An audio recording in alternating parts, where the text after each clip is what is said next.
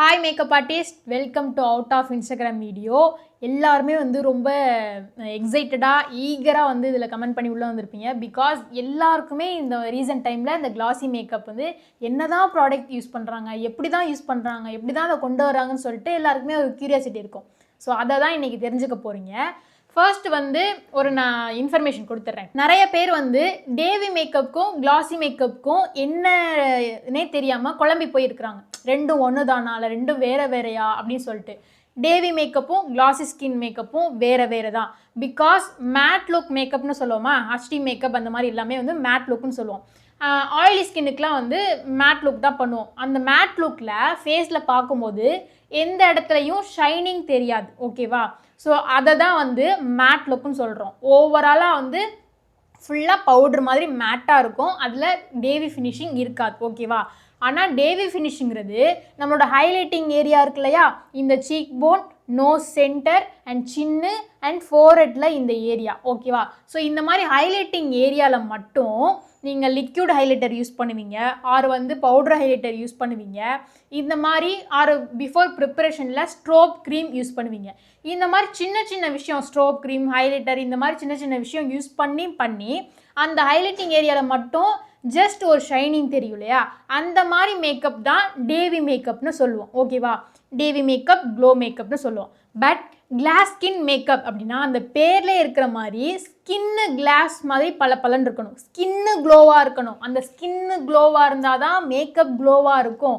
Davy மேக்கப்ங்கிறது just highlighting ஏரியாவில் க்ளோவாக இருக்கிறது. But class skin மேக்கப்ங்கிறது overall நம்மளோட ஃபேஸில் உள்ள ஸ்கின்னே க்ளோவாக இருக்குது. ஓகேவா?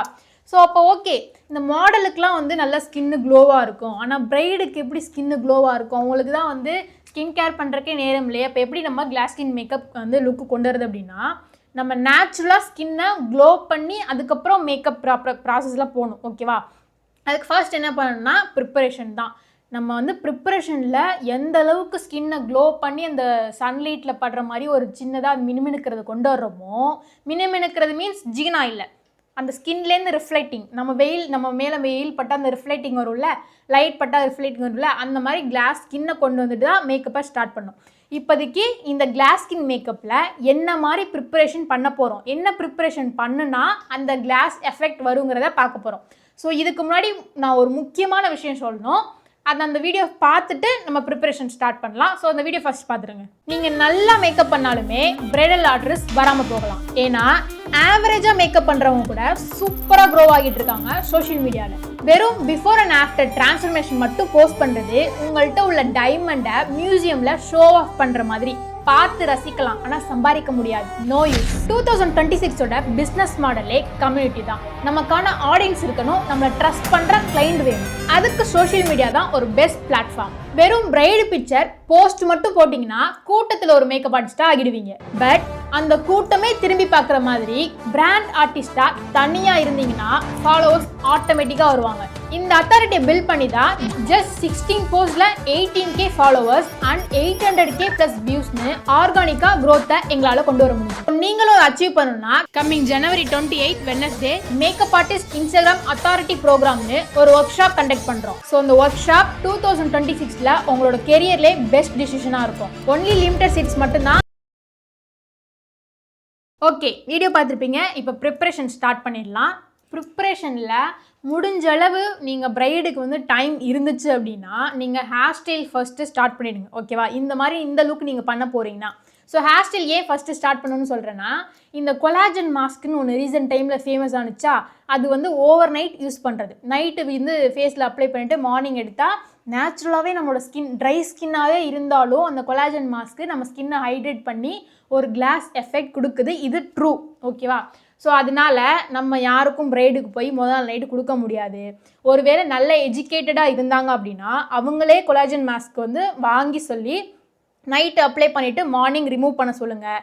இல்லை வெல் எஜுகேட்டட் இல்லை அப்படின்னா நீங்கள் போயிட்டு நீங்கள் ஹேர் ஸ்டைல் பண்ணுற நேரத்தில் போனோடனே பிரைடுக்கு கொலாஜன் மாஸ்க் போட்டு விட்ருங்க.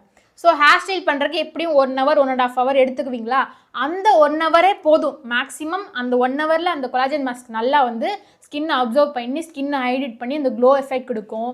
தென் நீங்கள் ஹேர் ஸ்டைல் முடிச்சதுக்கப்புறம் அண்ட் சாரி ட்ராப்பிங் முடிச்சதுக்கப்புறம் ஆஃப்டர் கொலாஜன் மாஸ்க் எடுத்ததுக்கப்புறம் நீங்கள் உங்களோட ப்ரிப்ரேஷன் ஸ்டார்ட் பண்ணலாம். இந்த கொலாஜன் மாஸ்க்லேயே உங்களோட ஸ்கின்னு நல்ல ஹைட்ரேட் ஆகிடும், நல்ல ஒரு க்ளோ கிடைக்கும். ஓகேவா, நேச்சுரலாக.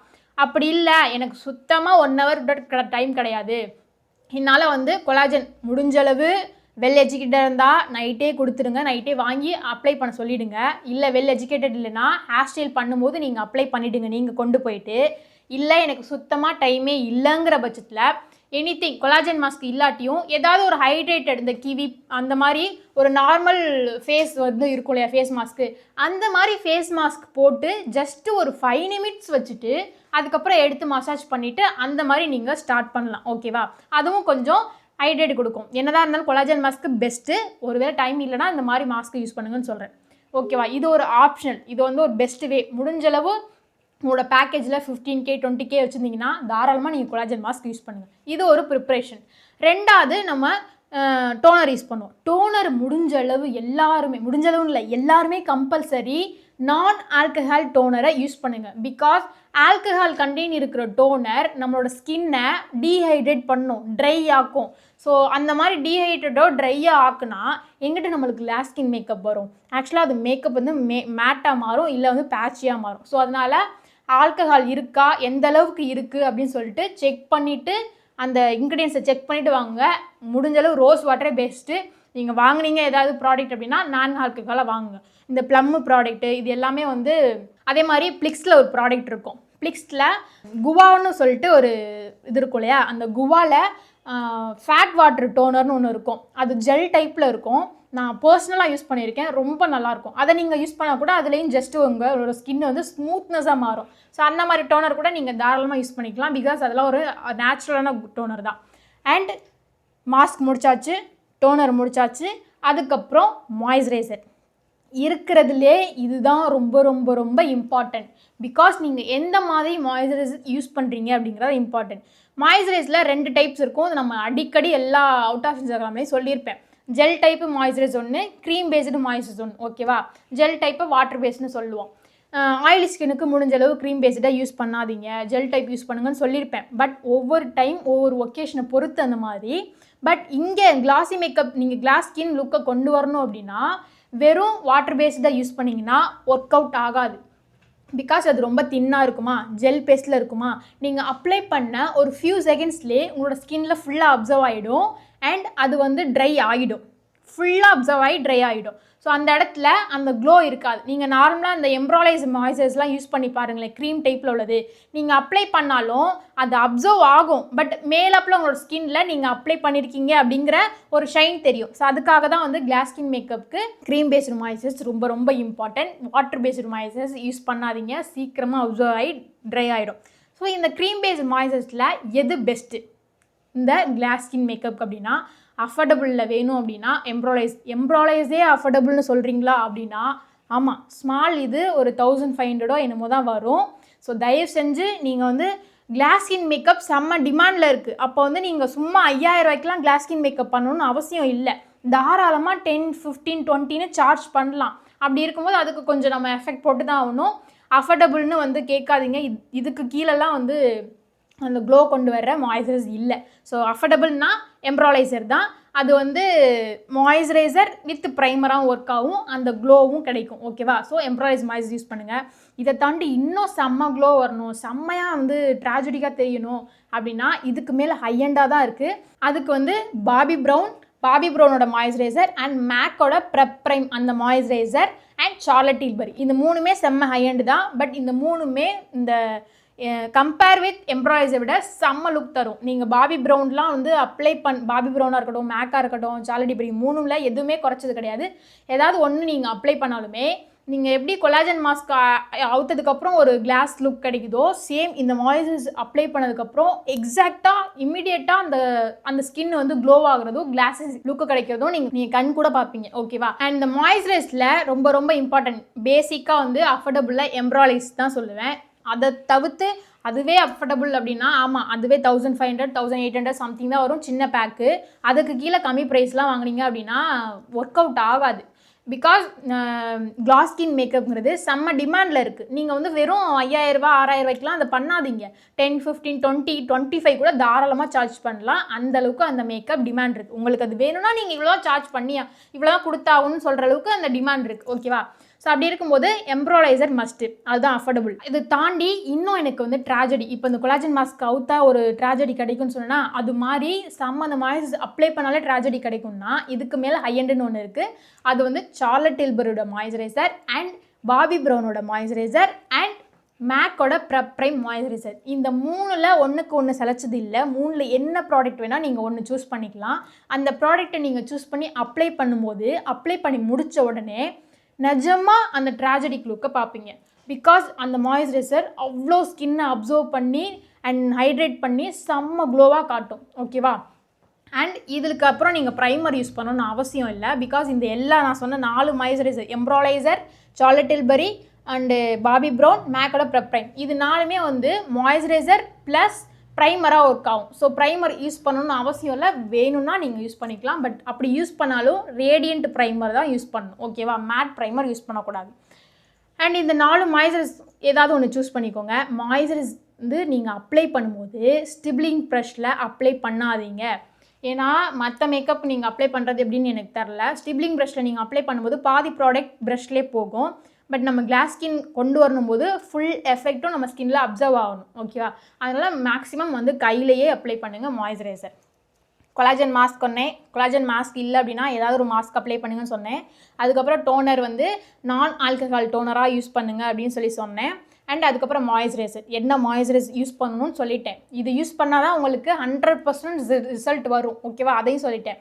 அண்ட் மாய்ஸ்சரைஸ்க்கு அப்புறம் என்ன யூஸ் பண்ணணும்? ப்ரைமர் வேணான்னு சொல்லிட்டேன். அப்படியே ப்ரைமர் யூஸ் பண்ணாலும் ரேடியன்ட் ப்ரைமர் யூஸ் பண்ணணும்னு சொல்லிட்டேன். ப்ரிப்ரேஷன் முடிஞ்சு. இந்த ப்ரிப்ரேஷனில் நீங்கள் வந்து இதை ட்ரை பண்ணிங்கன்னா கண்டிப்பாக உங்களோட ஸ்கின்னு க்ளோ ஆகியிருக்கும். ஓகே, இதுக்கப்புறம் தான் முக்கியமான விஷயம். இந்த க்ளோ ஆனதை கண்டினியூ பண்ணி எண்டு வரைக்கும் அந்த க்ளோ கொண்டு போகணும் இல்லையா? ஸோ அதுக்கு கரெக்டான ஃபவுண்டேஷன் சூஸ் பண்ணணும் இல்லையா? அந்த ஃபவுண்டேஷன் என்ன மாதிரி சூஸ் பண்ணணும் அப்படி தான் இப்போ பார்க்க போகிறோம். ஸோ அதுக்கு முன்னாடி இம்பார்ட்டன்டான விஷயம், வீடியோ ஸ்டார்டிங்கில் ஒரு வீடியோ பார்த்துருப்பீங்க. நம்மளோட ஒர்க் ஷாப் ஒன் டே அந்த makeup artist Instagram authority program சொல்லிட்டு ஒரு ஒர்க் ஷாப் பண்ணுறோமா, அதில் லிமிடெட் சீட்ஸ் தான் சொல்லியிருப்பேன். எவ்வளோ லிமிடெட் சீட்ஸ் அப்படின்னா ஒன்லி 300 பீப்புள். ஃபர்ஸ்ட் ரெஜிஸ்டர் பண்ணுற 300 பீப்புள். பிகாஸ் இந்த வீடியோவை மேக்ஸிமம் 50K ப்ளஸ் மேலே 50,000க்கு மேலே வந்து பார்ப்பீங்க. அதில் யார் முன்னாடி ரெஜிஸ்ட்ரேஷன் பண்ணுறீங்களோ அவங்களுக்கு மட்டும்தான் இந்த ஆப்பர்ச்சுனிட்டி. ஸோ வீடியோ பாஸ் பண்ணிவிட்டு யாரெல்லாம் வந்து ரெஜிஸ்டர் பண்ணணும்னு நினைக்கிறீங்களோ மறக்காமல் இப்போவே ரெஜிஸ்டர் பண்ணிடுங்க. நீங்கள் ரெஜிஸ்டர் பண்ணிவிட்டு கூட வந்து நீங்கள் திரும்ப ப்ளே பண்ணி பார்க்கலாம். ஸோ வீடியோ பாஸ் பண்ணிட்டு மறக்காம பாருங்கள். ஸோ ஆல்ரெடி இந்நேரம் நிறைய பேர் ரெஜிஸ்டர் பண்ணியிருப்பாங்க. அதனால வந்து டோன்ட் மிஸ் இட். உடனே வந்து பாஸ் பண்ணிவிட்டு போய் ரெஜிஸ்டர் பண்ணிவிட்டு வந்ததுக்கப்புறம் பாருங்கள். அண்ட் அதே மாதிரி என்னென்னா எவ்வளோ எல்லா வீடியோஸ்லையுமே எல்லா அவுட் ஆஃப் இன்ஸ்டாகிராமே எவ்வளோ வேல்யூ தரேன். இந்த வேல்யூலாம் ஜஸ்ட் ஒரு 20% தான். அந்த ப்ரோக்ராமில் உங்களுக்கு ஒரு 200% வேல்யூ இருக்கும். நீங்கள் மேக்கப் என்னெல்லாம் மேக்கப் மெத்தடாக இருந்தாலும் ப்ராடக்டாக இருந்தாலும் என்ன கற்றுக்கிட்டாலும் அதை யூஸ் பண்ணி இப்போ நீங்கள் கிளாஸி மேக்கப் இந்த மெத்தட் கற்றுக் கொடுக்குறேன்னா அதை எப்படி நீங்கள் கிளைண்ட்டுக்கு அப்ளை பண்ணணும், அந்த கிளைண்ட்டுக்கு அப்ளை பண்ணுறது எப்படி வீடியோ போடணும், எந்த மாதிரி ரீச் கொண்டு போனி இப்போ 20,000 ஒரு கிளைண்ட்டுக்கு வாங்கி நீங்கள் ஒரு கிளாஸி மேக்கப் பண்ணுறீங்கன்னா அந்த கிளைண்ட்டை வச்சு நம்ம எப்படி போஸ்ட் போட்டு அடுத்த 20,000 எப்படி கொண்டு வரணுங்கிற மெத்தடு இந்த ஒர்க் ஷாப்பில் இருக்கும். ஸோ அதுதான் ரொம்ப ரொம்ப முக்கியம். உங்களோட பிஸ்னஸை 3x மாடலாக கொண்டு போகணுன்னா அந்த ஒர்க் ஷாப் நீங்கள் கண்டிப்பாக அட்டன் பண்ணுங்கள், உங்களுக்கே தெரியும். அண்ட் ஒரு எக்ஸாம்பிள் சொல்லணும் அப்படின்னா, சூர்யா எவ்வளோ பெரிய ஆக்டர், அவரோட ஒரு படம் கங்குவாங்கிற ஒரு படம், அதே மாதிரி கமல்ஹாசன் உலக நாயகன் அவரோட இந்தியன் 2 படம். ஓகேவா? இந்த ரெண்டுமே வந்து செம்ம டெக்னிக்கலாக செம்ம கேமரா செம்ம ப்ரொடக்ஷன் பயங்கரமாக செலவு பண்ணி கோடிக்கணக்கில் செலவு பண்ணி எடுத்தாங்க. பட் 2 படமே ஃப்ளாப்பு. ஓகேவா?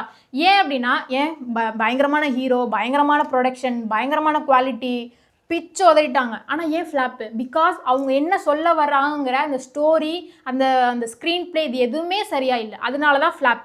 சேம் அதே சூர்யா நடித்த இன்னொரு படம் அண்ட் சூரரை போற்று. அந்த சூரரை போற்று அந்தளவுக்கு வந்து கேமரா இதாக இருக்கட்டும் பயங்கரமான ஒரு குவாலிட்டி ப்ரொடக்ஷன் அந்த மாதிரிலாம் கிடையாது.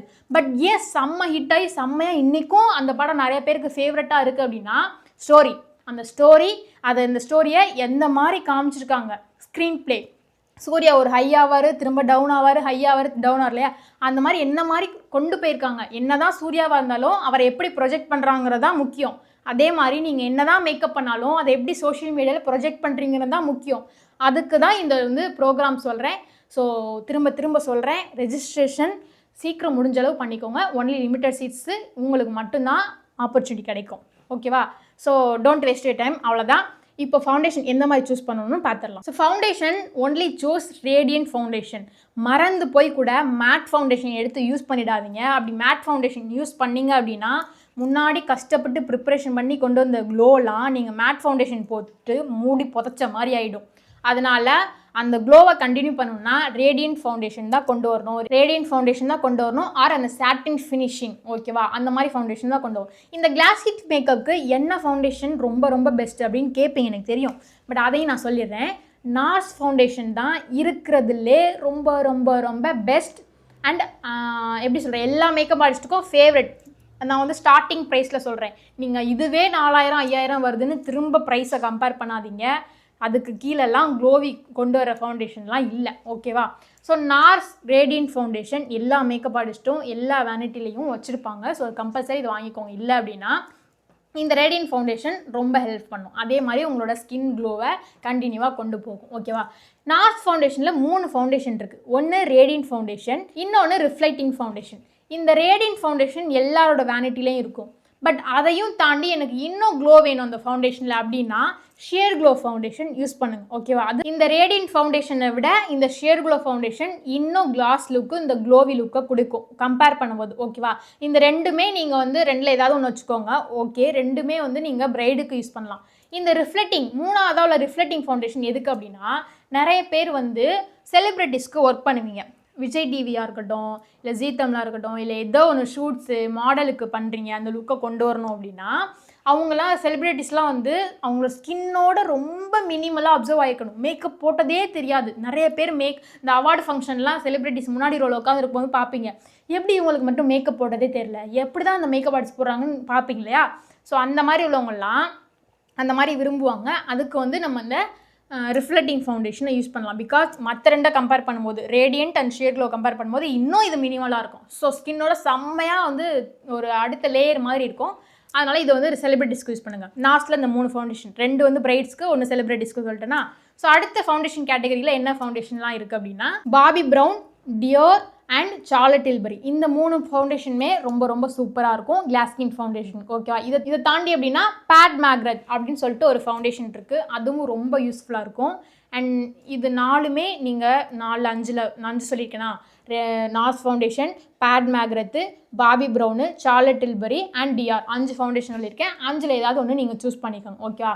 இதுதான் ஃபவுண்டேஷனுக்கு. நீங்கள் இந்த 5ல் ஒன்று ஃபவுண்டேஷன் சூஸ் பண்ணால் தான் அந்த க்ளோ வந்து ஃபவுண்டேஷன்லேயும் கண்டினியூ ஆகும். ஸோ ஃபவுண்டேஷனுக்கு அப்புறம் கன்சீலர். ஹைலைட்டுக்கு கன்சீலர் யூஸ் பண்ணுமா? அந்த கன்சீலரும் சேம் ரேடியன்ட் கன்சீலர் தான் யூஸ் பண்ணணும். 2 ஃபேஸ்டு கன்சீலர் ரொம்ப நல்லாயிருக்கும். அண்ட் அதை தவிர நீங்கள் சார்லட் டில்பரி கன்சீலரும் யூஸ் பண்ணலாம். இந்த 2 கன்சீலர் ஏதாவது கன்சீலர் யூஸ் பண்ணிக்கோங்க. அண்ட் டாஃப்டோட கன்சீலர் யாராவது வச்சுருந்தீங்கன்னா டாஃப்ட் யூஸ் பண்ணாதீங்க. Because Tarte full coverage and matte look கொடுக்கும். So 2 Faced or Charlotte Tilbury இந்த மாதிரி கன்சீலர் யூஸ் பண்ணுங்கள். ரொம்ப மினிமலாக யூஸ் பண்ணுங்கள். பட்டை போட்டு தீட்ட வேணாம். ஓகேவா? பிகாஸ் ஃபவுண்டேஷனே நல்ல க்ளோ இருக்கும். ஃபவுண்டேஷனுக்கு முன்னாடி கலர் கரெக்ஷன் சொல்ல மறந்துட்டேன். கலர் கரெக்ஷன் நீங்கள் எப்படி யூஸ் பண்ணுவீங்களோ அதுவே யூஸ் பண்ணிக்கலாம். ஆரஞ்சு கலர் வேணும்னா யூஸ் பண்ணிக்கலாம். இல்லைனா டார்க் கன்சீலர் யூஸ் பண்ணிவிட்டு அதுக்கப்புறம் ஃபவுண்டேஷன் டேரெக்டாக யூஸ் பண்ணலாம். மினிமலாக கலர் கரெக்ஷன் பண்ணுங்கள். அதுக்கப்புறம் ஃபவுண்டேஷனுக்கு அப்புறம் கன்சீலர் சொல்லிட்டேன், 2 ஃபேஸ்டு அண்ட் சார்லட் டில்பரி. ஓகேவா? இவ்வளோ தான். இது 2 முடிச்சிடுவீங்களா?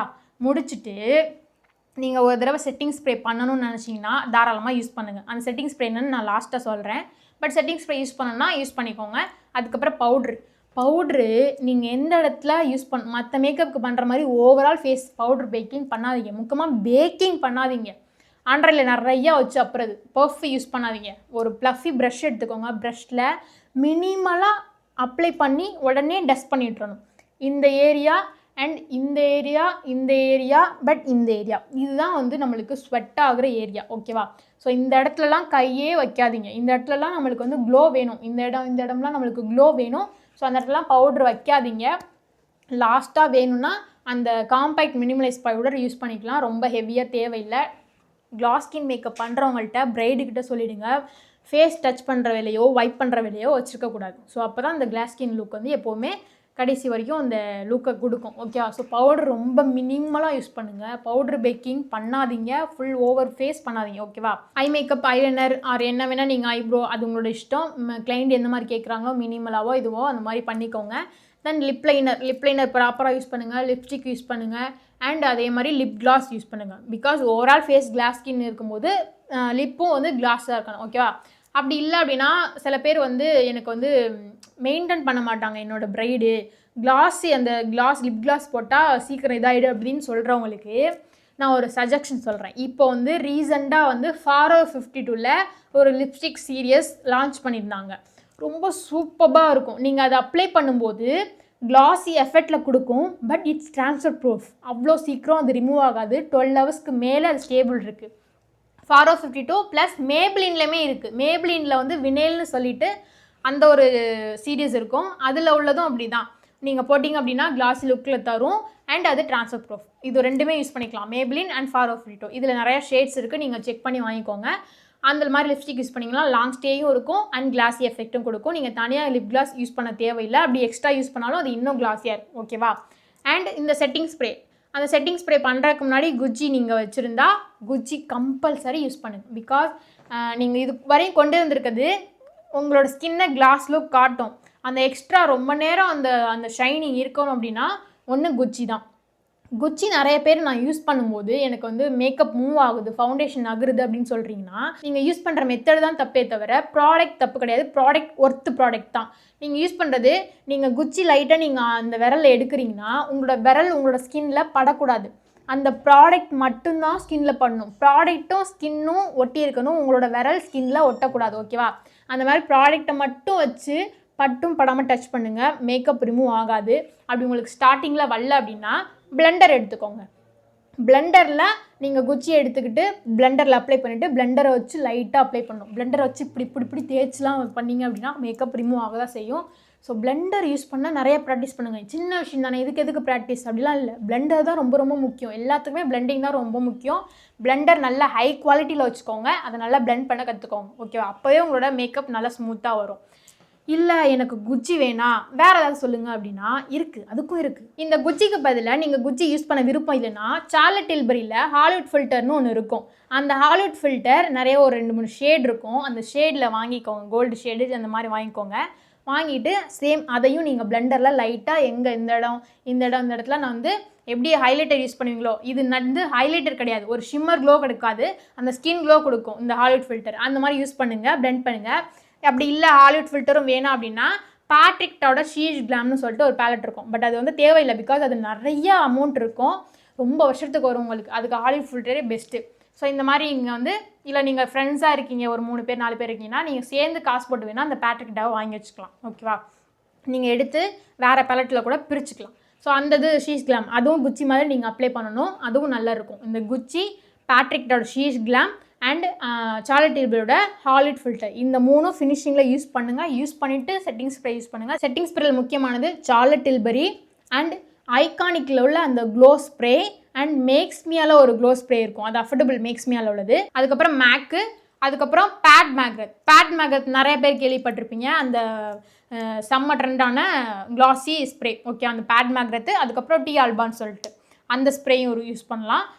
இந்த நான் சொன்ன எல்லா ஸ்ப்ரேயும் மறுபடியும் சொல்கிறேன். Charlotte Tilbury, MAC, Pat McGrath and மேக்ஸ்மியா, டி ஆல்ஃபா அண்ட் ஐகானிக். இந்த ஸ்ப்ரேலாம் வந்து ஏதாவது ஒன்று ஸ்ப்ரே, எல்லா ஸ்ப்ரேயும் இல்லை, ஏதாவது ஒரு ஸ்ப்ரே யூஸ் பண்ணிக்கோங்க. அதுக்கப்புறம் ஓகே செட்டிங் ஸ்ப்ரே ஓகே, எனக்கு ஆனால் வந்து ஃபிக்ஸிங் ஸ்ப்ரே கம்பல்சரி வேணும், எனக்கு மேக்கப் லாங் லாஸ்டிங்காக இருக்கணும் அப்படின்னா டெர்மாவில் உள்ள ஃபிக்ஸிங் ஸ்ப்ரே. பிகாஸ் டெர்மாவில் உள்ள ஃபிக்ஸிங் ஸ்ப்ரே வந்து கிளாஸ் ஸ்கின்னுக்கு தான். அந்த இது யூஸ் பண்ணிக்கோங்க. இவ்வளோ தான் நான் சொன்ன வரையில் ப்ரிப்பரேஷன்லேருந்து செட்டிங் வரை என்ன ப்ராடக்ட் யூஸ் பண்ணணும், எப்படி பண்ணணும்னு சொல்லிட்டேன். இவ்வளோ தான் ஒர்த்து.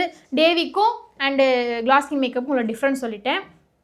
இது ஏர் ப்ரஷ் பண்ணணும் அப்படின்னா ஒன்றுமே இல்லை. இது எல்லாமே நீங்கள் ப்ரிப்ரேஷன் அதே தான், செட்டிங் அதே தான், பேஸ். ஓகேவா?